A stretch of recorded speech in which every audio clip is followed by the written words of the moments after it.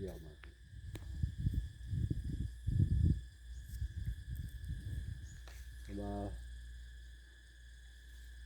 เราติดต่อแม่อยู่เดียวมีผู้ใหญ่ใกล้ตัวใดนี่เป็นค่ายนะมันด้วยเป็นค่ายจะค่ายนะมีผู้ซื้อเขาสนเจอเลยให้เขามาเบิ่งน้องป้าก็จะแบ่งให้ดินเจ้าตอนเด้อเอาโน่นนั่นค่ายเป็นโน่นนะน้องป้าก็จะแบ่งให้โน่นนี่ก็ได้เท่านี้เนาะโน่นนี่ได้เท่านี้เรื่องเราได้น้องป้าพร้อมนะเป็นหลอกเอาเท่าละไม่ร้อนทางนี้จับด้วยมือ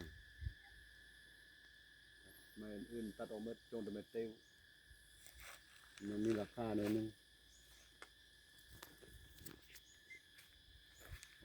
เฮ็ดเป็นท่านนะครับ